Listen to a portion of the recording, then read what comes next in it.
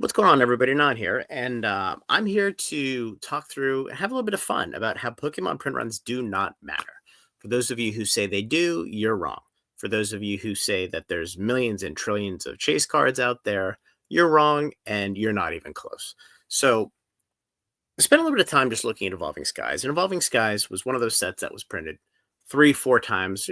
They tried to print it to the ground, and quite honestly, they couldn't because it was a good set. Now, yeah, it was a little weak early on, but whatever. So what I took here was the PSA print runs.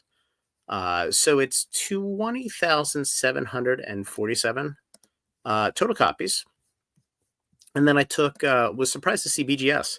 There's actually 3,410 cards that were graded with BGS. Now, before you get up in arms and decide to post the comments, here's some of the caveats. Some of the nines are going to have been resubmitted for tens. Now, the card grades well, so you get a 10, you're not resubmitting. So I think that's relatively minimal, maybe a couple hundred copies. Some of the BGS cards will have obviously been cross graded, and there's really no way to tell. So it just is what it is. Now, there's going to be a certain amount of sealed product that still exists. And all of the math is based on booster box equivalents, not actual physical booster boxes, just 36-pack lots, right? Because there's a ton of loose packs in different items out there. So this is just trying to back into the equivalent. So over here we have the Evolving Skies pull rates. This is from TCG Player. So one in 1994. And I have the Greninja here. We'll talk about this as the second part of the video. So the total submissions for PSA, 20,797. Total for BGS, 3,410. So let's just assume that these are all unique cards. We know they're not, but they should be pretty darn close to a reasonable number. So there's 24,207 cards. The pull rate at 1 per 1,994 packs. That gives you a total number of packs for the cards that were graded of 48.3 million packs. So if we divided that by 36, it's 1.3 million booster box equivalents. So this is only for the graded pulls. So we can play with these assumptions a little bit. So how many of these copies do we think are raw? I pulled the Discord, and most people seem to think about 10% are raw. That's obviously a big-time chase card.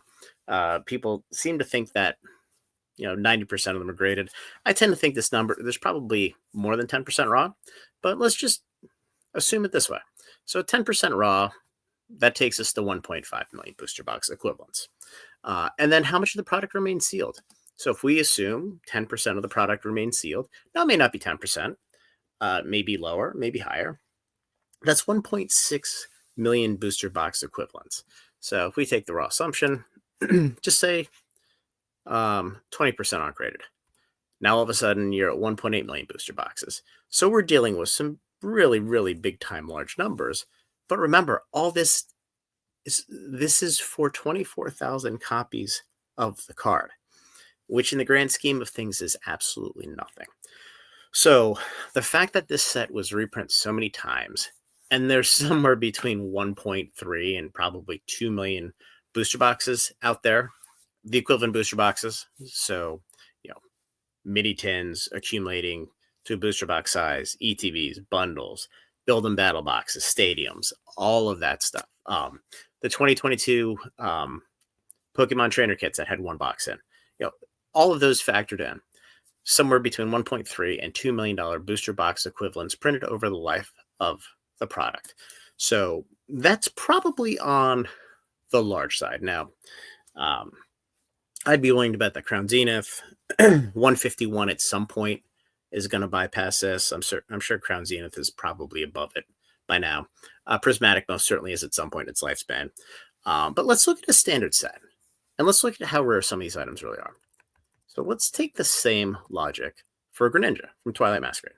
So we see right here, specific SIR is 1 in 941. So let's assume the total packs, just this base here, and I think we can all agree that there's nowhere close to as many packs printed for Twilight Masquerade as there were for Evolving Skies. I mean, for one, there aren't. For two, the set is reasonably new. It's the May 2024 set, so it hasn't been around for 2 years and multiple reprints. But let's assume for shits and giggles there are, right? So at 48 million packs, at 1 in 941, there'd be 51,000 copies of this card.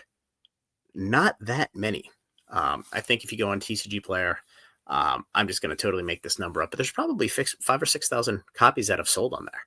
Now, it could be the same copy multiple times at different price points. But when you think about the total population of the market, it's a good amount. Now, I would argue that the number is probably half of this, if not a third.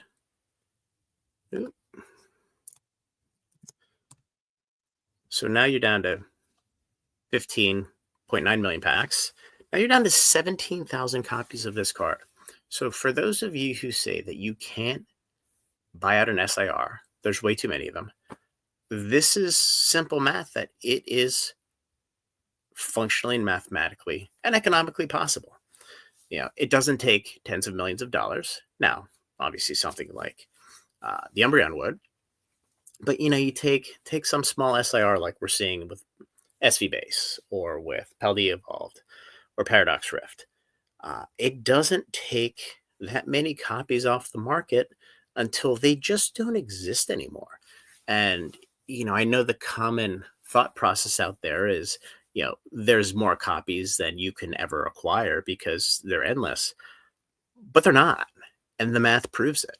So, I think part of this is really, a tribute to Pokemon because, they make the game affordable, but they also make the game collectible.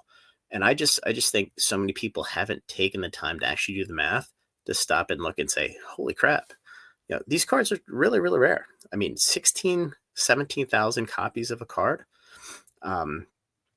Anybody venture to guess how many mythics for each Magic the Gathering set are printed? I guarantee you it's multiples of this, probably double-digit multiples. So yeah, I thought this was fascinating. I thought this was worth sharing with everybody because, quite honestly, this stuff's rare, and you have millions and tens and millions of fans who want these cards. And if there's somewhere between 16 and 30,000 copies of each one of these, not everybody has one. And the people that collect them, they're collecting more than one, probably more than 5 and more than 10. So there aren't that many products to go around. And that's why you see these singles as the sets age start to dry up. It's not because people aren't interested. It's just because the product no longer exists. So anyway, guys, hope you enjoyed it. Like the video, subscribe to the channel, and join the Discord. We talk about stuff like this all the time.